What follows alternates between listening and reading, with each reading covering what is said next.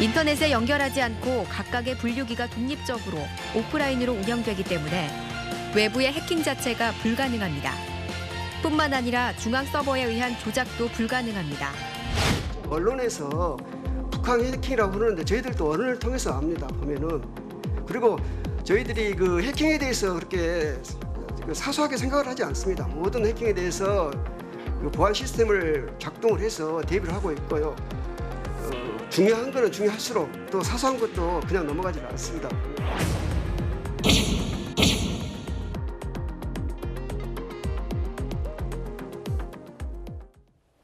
북한이 나쁜 맘만 먹으면 투표 조작도 가능하다.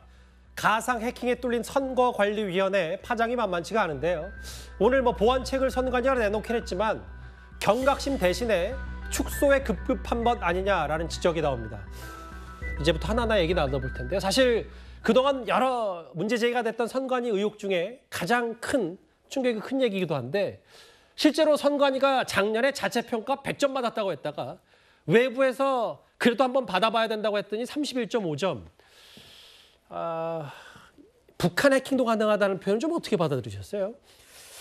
잘 아시다시피 사실은 북한의 해킹 능력이라고 하는 건 전 세계적으로 유명하지 않습니까? 그리고 이게 자꾸 어떤 선거 부정에 초점을 맞춰서 선관위가 지금 내부자 협력이 없이는 불가능하다 이런 식으로 해명을 하고 있는데 지금 국가정보원과 인터넷진흥원이 밝히고 있는 사실은 선거 부정을 했다 이걸 밝히고 있는 게 아니고요. 선관위 컴퓨터가 해킹에 취약하다. 이걸 지금 얘기하고 있는 거거든요. 선관위가 정말 여기에 대해서 해명을 하고 싶으면 해킹에 취약하지 않다는 걸 보여줘야 되는 거예요. 그런데 이미 국정원이나 아니면 인터넷진흥원에서 하는 건 시연까지 했어요. 맞아요. 그래서 예를 들어서 개표 결과에 대한 조작도 가능하고 예를 들어서 사전투표 같은 곳에 대해서 투표를 한 사람이 투표를 안 한 것처럼 조작도 가능하고 거꾸로도 가능하고 이런 것들 다 시연까지 된 마당에 무슨 선거 부정이 없다는 저런 해명만으로 지금 국정원이나 이런 데의 지적을 넘어갈 수는 없는 것이다. 그리고 너무나 구체적으로 저기 지금 나오지 않습니까? 비번 같은 거 1, 2, 3, 4, 5. 그다음에 관리자 같은 경우도 어드민 이렇게 돼서 원래 어드미니스트레이터 이렇게 돼서 처음에 세팅됐던 거 그대로 지금 쓰고 있는 거잖아요.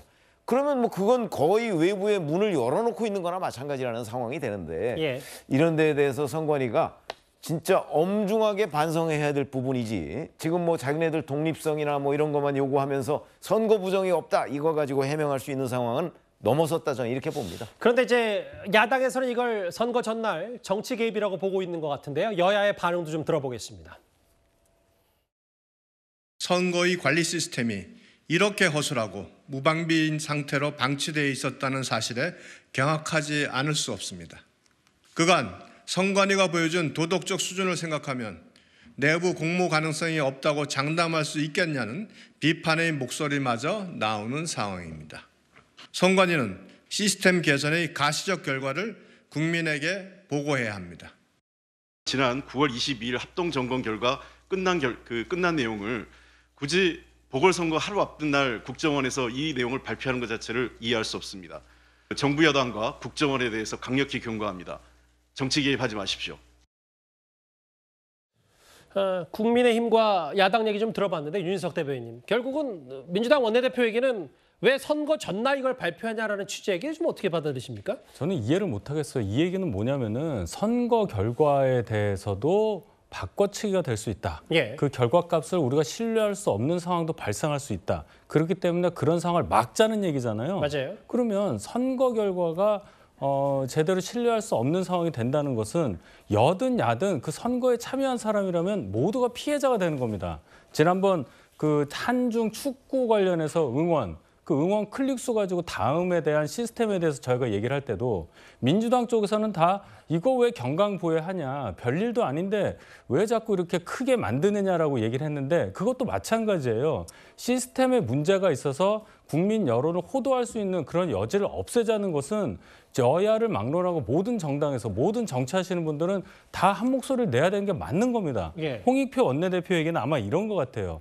오늘 벌어지고 있는 강서구청장 재보궐선거를 민주당이 이길 건데 이 얘기를 지금 하면 그 승리의 의미를 반감시키기 위해서 뭔가 좀 꺼림칙한 부분을 남겨놓기 위해서 국정원과 인터넷진흥원에서 바로 오늘 발표한 게 아니냐 이런 얘기인데 좀 더 크게 생각하시죠.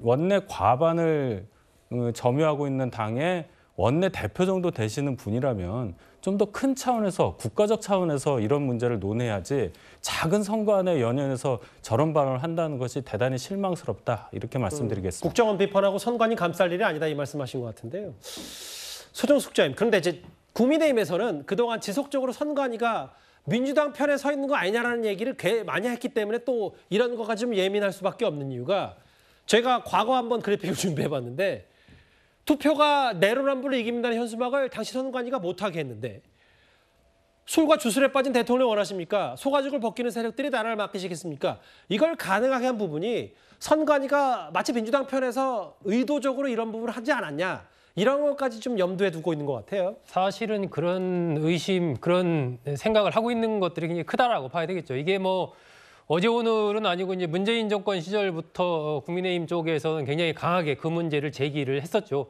그 조아무개 씨라고 그 문 전 대통령의 특보를 지냈다는 의혹이 제기된 사람을 선관위 중앙상임위원인가요? 임명할 때부터 굉장히 그 정치적인 어떤 편향성, 그 당시는 야당이었기 때문에 야당으로서 선관위의 정치적인 편향성이 우려된다. 중립성이 필요한 기관에 왜 정치적인 이런 경력에 의혹이 있는 사람을 임명하냐. 이렇게 이제 국민의힘 쪽에서 많이 공세를 펼쳤었고, 그리고 나서 문재인 이 정권 시절에 이 선관위가 이른바 이중잣대를 적용한 것 아니냐, 이런 얘기를 국민의힘 쪽에서는 계속해서 비판을 해왔습니다. 아까 말씀하신 대로 그러한 여러 가지 뭐 내로남불이라든지 위선, 무능, 민주당 쪽을 지칭하는 듯한 이런 표현은 사용하지 못하게 하고, 뭐 술이라든지 굿, 또 뭐 주술, 이런 내용은 또 허용을 하고, 이런 것들이 뭔가 좀 정치적으로 선관위가 약간의 오염됐던 것 아니냐, 이런 생각을 이제 국민의힘 쪽에서는 하고 있는 것이죠. 그동안에 계속 그런 또 주장을 해왔었고, 그런 배경이 결국 현재의 이런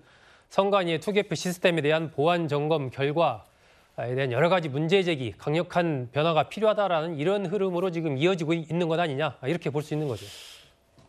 해킹을 가상으로 해봤더니 저렇게 뚫리는데 일단 선관위는 뭔가 경각심을 갖기에는 그런 정도를 보다 축소하기 급한 거 아니냐 비판을 받고 있습니다. 일단 선관위역이 어제 오늘 이어서 좀 중점적으로 짚어봤고요.